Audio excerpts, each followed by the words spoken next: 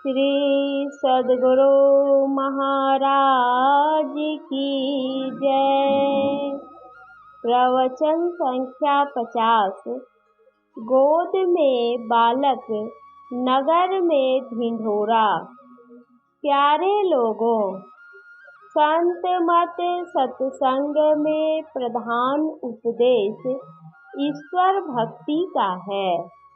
मुख्यतः इसी विषय की रहती है। केवल इसी का उपदेश हो और संसार में जीवन यापन का कोई विषय नहीं हो, ऐसा नहीं। संतों के सदुपदेशों को जानकर संसार में निरापद सकते हैं। जैसे सीमा गहो हो भाई, धरि सतगुरु चरनी ध्यान रे। मिथ्या कपट तजो चतुराई, तजो जाति अभिमान रे। दया दीनता समता धारो, हो जीवत मृतक समान रे। सूरत निरत मन पवन एक करी, सुनो शब्द धुन तान रे। कह कबीर पहुँचो सतलोका, जहाँ रहे पुरुष अमान रे।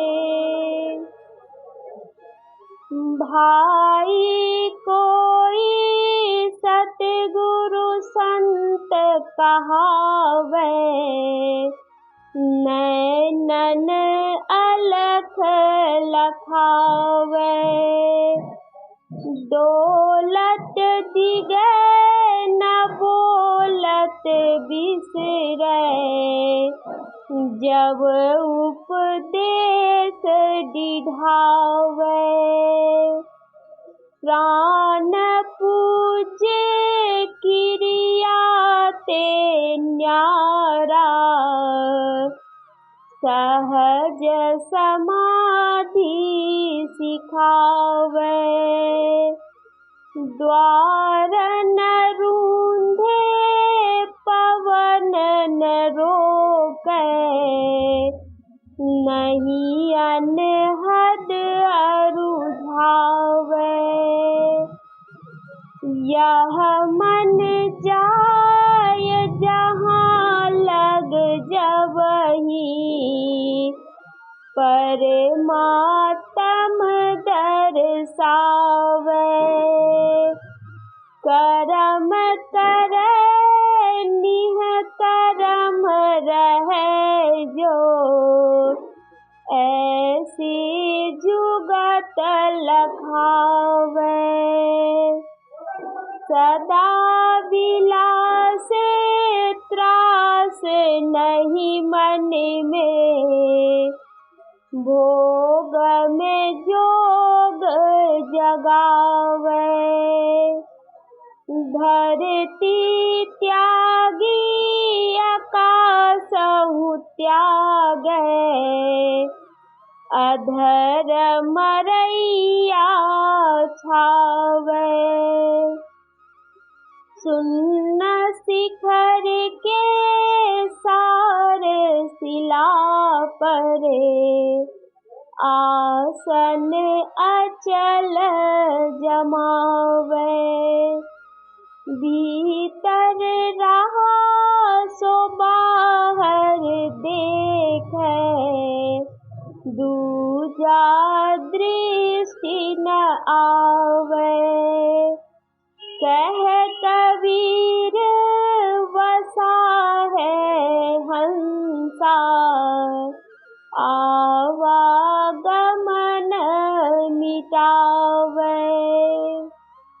कबीर साहब। कमठ दृष्टि जो लावई,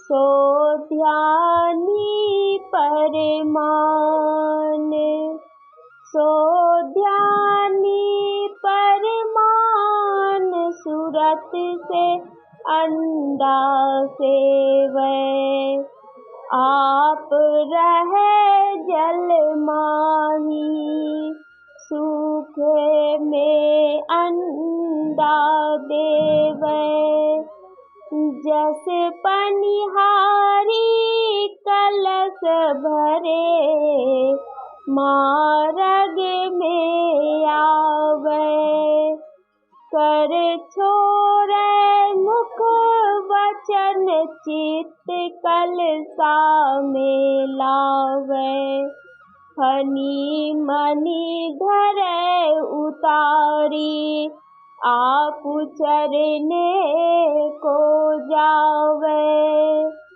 वह गाफिल ना परे, सुरति मनि माहि रहावे, पलटू सब कारज करे, सुरति रहे अलगान, कमठ दृष्टि जो लावई, सो ध्यानी परमान। पलटू साहब। कर से करम करो विधि नाना, मन राखो जहाँ कृपा निधाना। संतों की वाणी में इस तरह सांसारिक कार्यों के संपादन सहित ईश्वर दर्शन के साधन का वर्णन है और उनकी वाणी में ईश्वर से प्रेम और उसकी प्राप्ति के विषय का भी प्रचुर वर्णन है। जहाँ प्रेम है वहाँ भक्ति है, जहाँ प्रेम नहीं वहाँ भक्ति नहीं। बिना श्रद्धा या विश्वास के प्रेम नहीं होता है। ईश्वर की सत्ता और प्रभुताई जानने पर आपको ईश्वर में श्रद्धा होगी, प्रेम होगा और उसके प्रति भक्ति होगी। संतों ने कहा है, ईश्वर परमात्मा की स्थिति अवश्य है। इसको आप अंधविश्वास से मान लें। सत्संग का यह आग्रह नहीं है, बल्कि तर्क युक्त विचार से भी इसे मानिए। यदि वहाँ तक आपका विचार नहीं जाता है, तो आप इसके लिए यत्न कीजिए। करते करते यत्न का अंत होगा, तब आपको मालूम होगा उसकी परमात्मा की स्थिति है या नहीं। संतों के ग्रंथों में परमात्मा उस परम पदार्थ को माना गया है जो आदि अंत रहित स्वरूपतः असीम और अज है। आप पहले अज पर विचार लीजिए। अज का मतलब जो जन्म नहीं ले। जो जन्म लेता है उसका जन्म माता के पेट से भले नहीं हो, किंतु किसी तरह उत्पन्न होना भी एक प्रकार का जन्म है। अब विचारणीय है कि ऐसा कुछ है कि नहीं जो किसी से उपजा नहीं, बना नहीं और बनाया गया नहीं। संसार के पदार्थों में विचार को दोहराइए तो मालूम होगा कि यह पदार्थ इससे जन्मा और वह पदार्थ उससे हुआ। इस प्रकार का ज्ञान आजकल भौतिक विज्ञान देगा। इससे विशेष दर्शन शास्त्र ज्ञान कराता है। दर्शन शास्त्र केवल विचार में समझाता है। आदि भौतिक विज्ञान प्रयोग द्वारा दिखा देता है। दर्शन जितना बोध करा देता है उन सबको आदि भौतिक विज्ञान प्रत्यक्ष नहीं करा सकता। आदि भौतिक विज्ञान के प्रत्यक्ष प्रयोग को हम इंद्रियों से देखते हैं। आदि भौतिक विज्ञान स्थूल इंद्रियों को प्रत्यक्ष कराता है। भले ही इस आँख से नहीं देखते हैं तो खुर्दबीन आदि लगाकर दिखाते हैं, किंतु आखिर आपको उसका ज्ञान इंद्रियों से ही होता है। दर्शन शास्त्र इससे आगे बतलाता है। मन को पकड़ने का यंत्र अभी तक नहीं निकला है, क्योंकि यह स्थूल इंद्रियों से ऊपर की चीज है। दर्शन शास्त्र सूक्ष्म भौतिक ज्ञान का बोध कराता है, फिर अभौतिक का भी बोध कराता है। दर्शन माइक और अमाइक दोनों का बोध कराता है, परंतु भौतिक विज्ञान स्थूल माइक तत्व तक रहता है। फिर भी कहा जाता है कि अभी यह अपूर्ण है, कब पूर्ण होगा ठिकाना नहीं।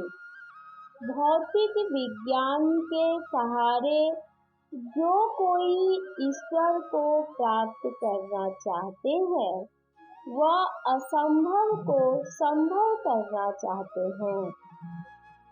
भौतिक विज्ञान को स्थूल माइक पदार्थों की प्रत्यक्षता होती है।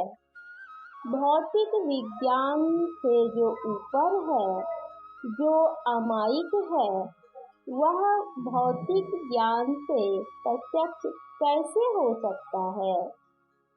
यहाँ पर परमात्म तत्व है, यह अभौतिक है, निर्माइक है। इसको भौतिक विज्ञान से कोई जान नहीं सकता। दर्शन शास्त्र कह सकता है कि उसकी स्थिति है। जैसे कहते हैं वह अनादि है, असीम है, अजन्मा है। संसार में एक पदार्थ दूसरे पदार्थ से तथा दूसरे तीसरे से उत्पन्न होते हैं। सांसारिक पदार्थों में ऐसा कोई पदार्थ नहीं जो सदा से है ही है, कभी जन्म नहीं लिया है। स्थूल इंद्रियों के ज्ञान में जो है उसमें आज कुछ भी नहीं है। माया का अर्थ छल है। इंद्रिय गोचर निश्चल पदार्थ तो कुछ है ही नहीं है। सांसारिक पदार्थ रहता है और नहीं भी रहता है।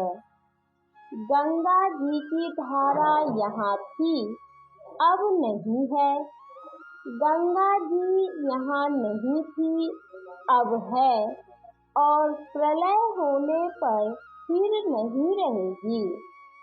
संसार के जितने पदार्थ हैं सब होते हैं, विनष्टे हैं। इसलिए सांसारिक पदार्थ कोई अज नहीं है।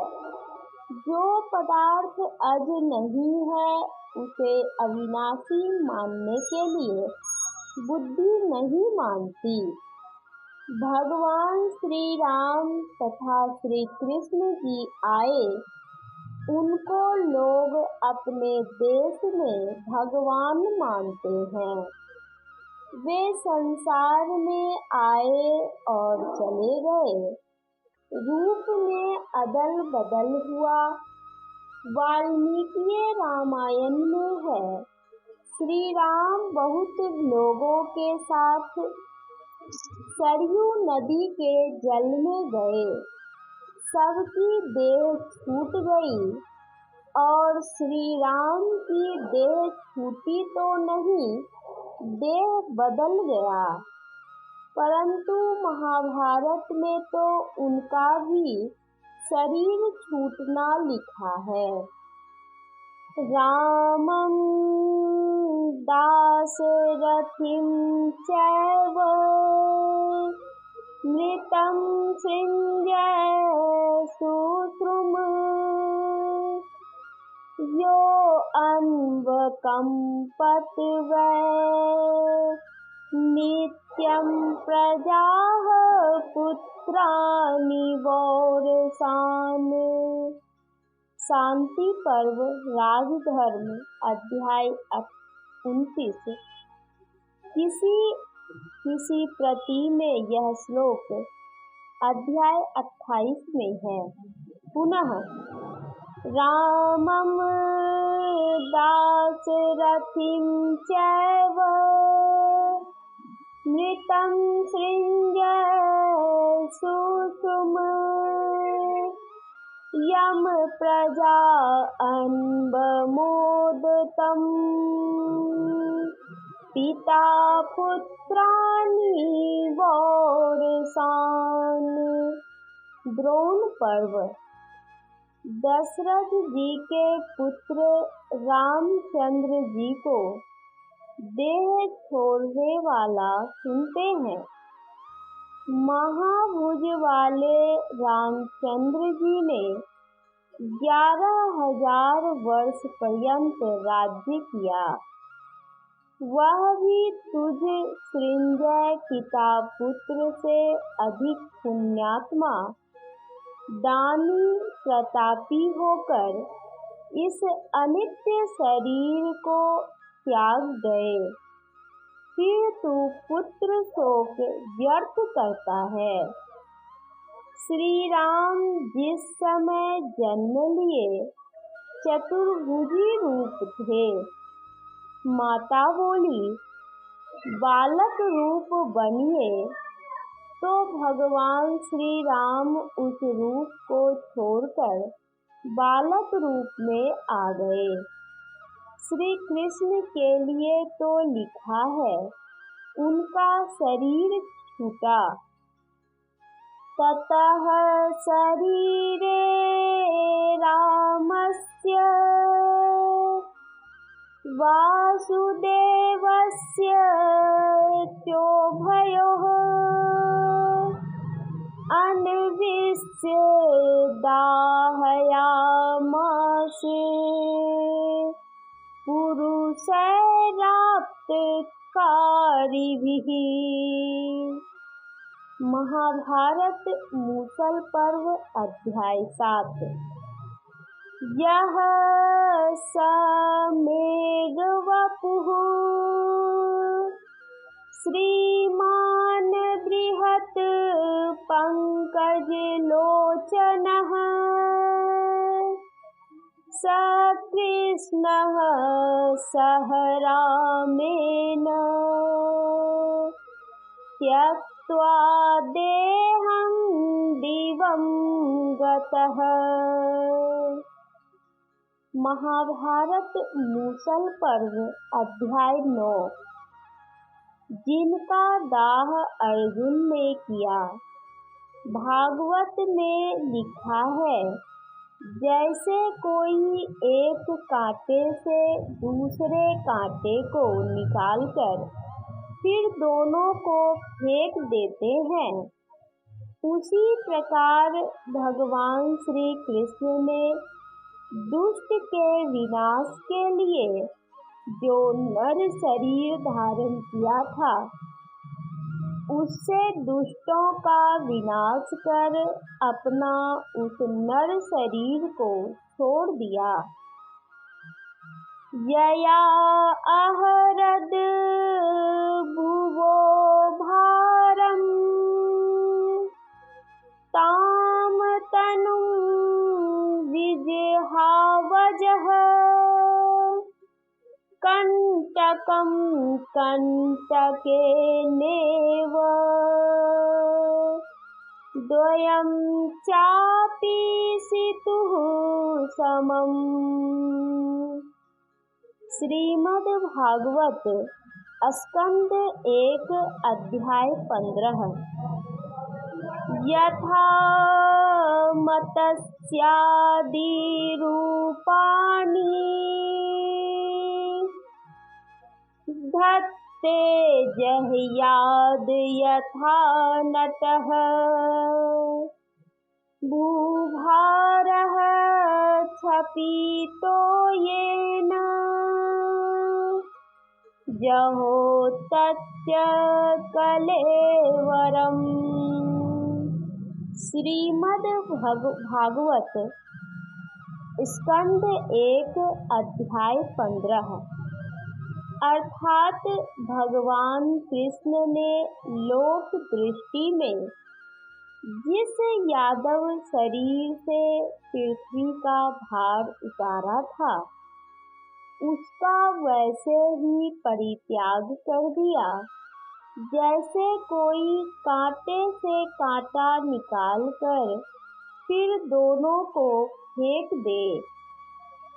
भगवान की दृष्टि में दोनों ही समान हैं।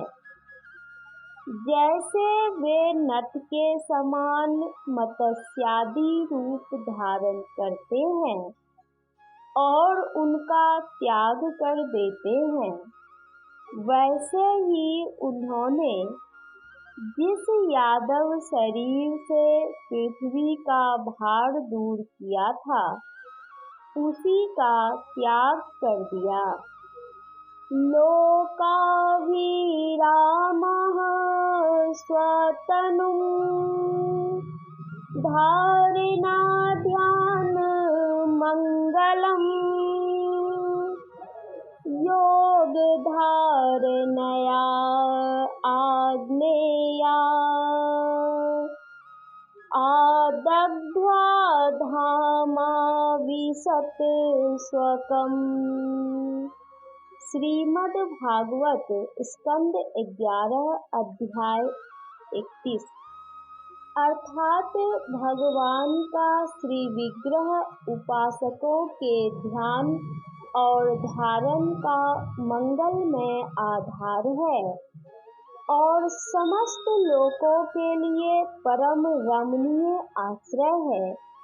इसलिए उन्होंने अग्नि देवता संबंधी योग धारण के द्वारा उसको जलाया नहीं, सशरीर अपने धाम में चले गए। महाभारत और श्रीमद् भागवत दोनों के कर्ता व्यासदेव माने जाते हैं।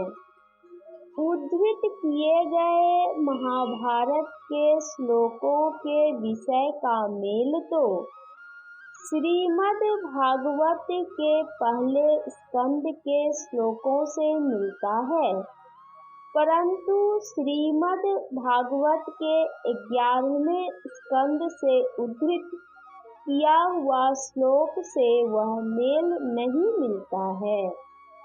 इसलिए पहले स्कंद के श्लोकों के विषय का पक्ष विशेष दृढ़ जान पड़ता है। इस प्रकार का शरीर भी अज नहीं है।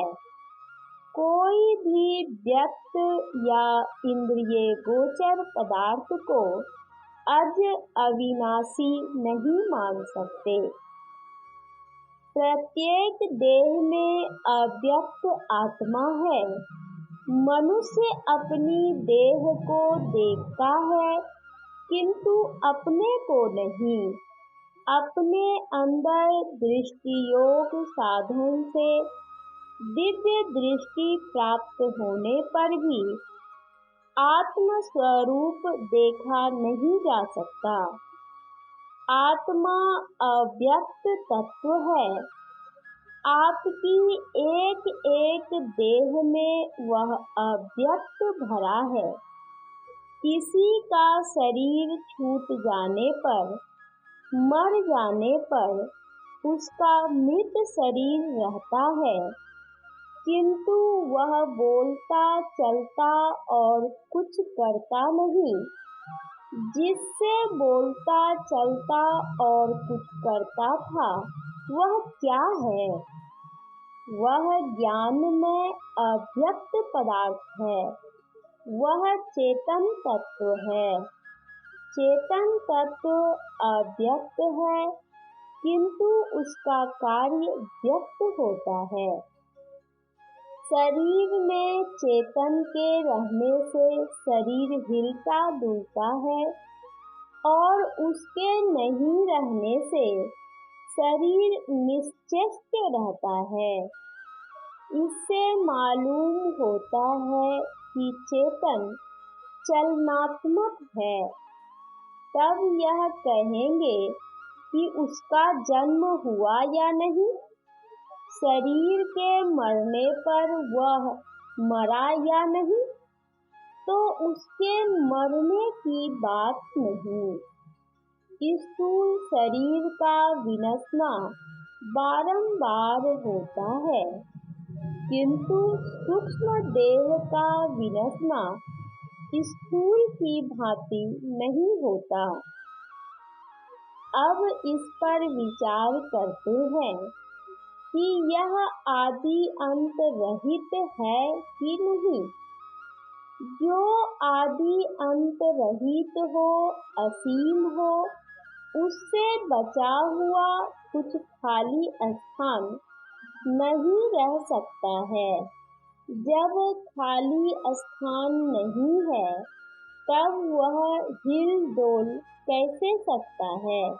चेतन चलनात्मक है, इसलिए उसके अगल बगल में खाली जगह है। इसलिए यह असीम नहीं है, सादी शांत है। उसके अतिरिक्त कुछ दूसरा पदार्थ होगा जो कंपनमय नहीं होगा, ध्रुव होगा।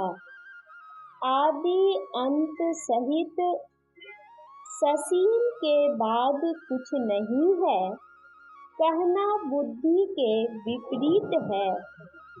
सादी शांत के बाद अनादि अनंत तत्व है, यह बुद्धि को मानना पड़ता है। जो अनादि अनंत है, असीम है, वह ध्रुव है, निश्चल है। ऐसा एक पदार्थ का होना अवश्य मानना पड़ेगा। असीम जो होगा वह अजन्मा होगा, वह किसी से जन्मा हुआ नहीं होगा। जो चलनात्मक है उसका पैदा होना उसी परमात्मा से हुआ है। जिस प्रकार आकाश से हवा उत्पन्न होती है, यदि शून्य नहीं रहे तो हवा नहीं पा सकते। आकाश से वायु, वायु से अग्नि, अग्नि से जल तथा जल से पृथ्वी उत्पन्न होती है। आकाश से वायु उपजती है। आकाश ध्रुव है, कपता नहीं है, किंतु हवा कपती है। उसी प्रकार परमात्मा से चेतन उपजा है। चेतन मंडल बहुत बड़ा है, किंतु वह अज नहीं है। वह कारण रूप नहीं, कार्य रूप है। संतों ने कहा, माइक पदार्थ को पकड़े हो तब देखो तुम्हारी क्या हालत है। कभी तृप्ति नहीं होती और दरिद्रता छूटती नहीं है।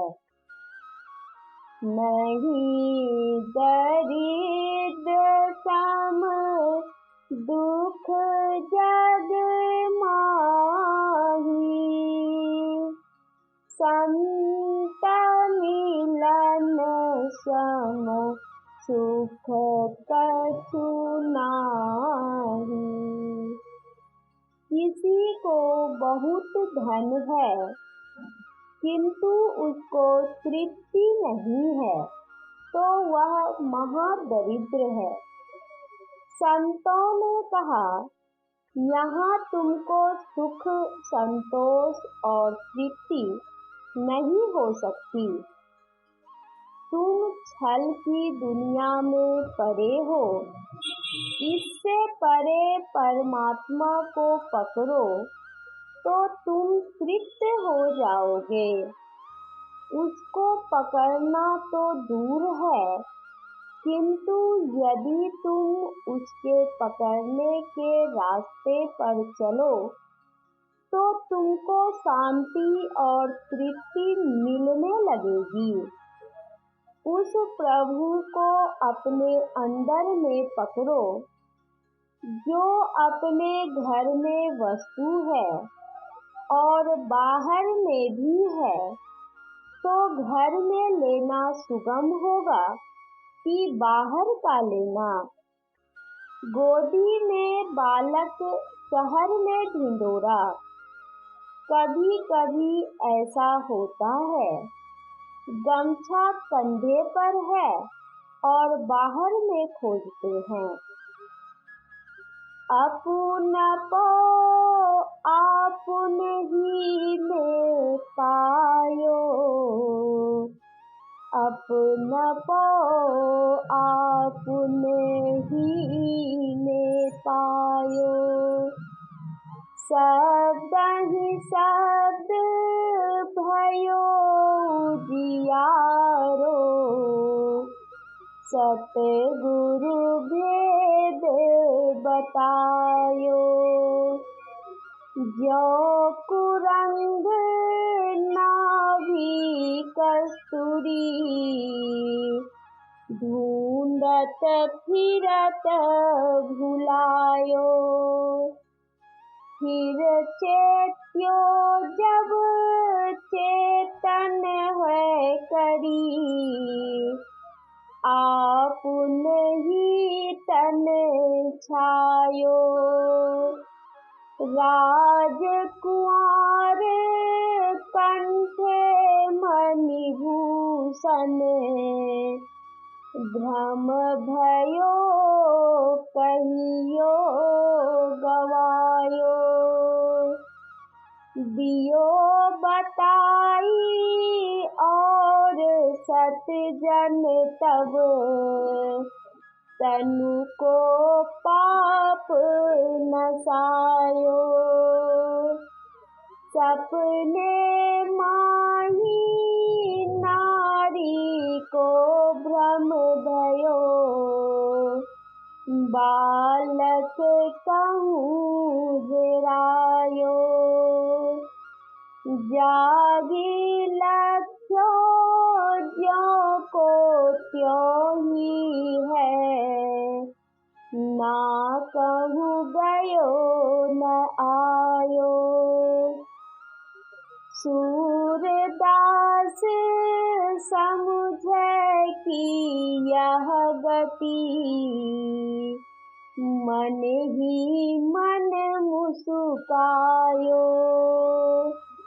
कही न जाए या सुख की महिमा, ज्यों गूंगो गुर खायो। सूरदास जी महाराज, अपने अंदर तलाश करो। इसका यत्न संतों ने सिलसिले के साथ बताया है। तुलसी साहब का छंद है, ये नैन सुचैन सुंदरी, साजी श्रुति पीयूपै चली। गिरि गवन गोह गुहारी मारग, चढ़त गद गगना गली।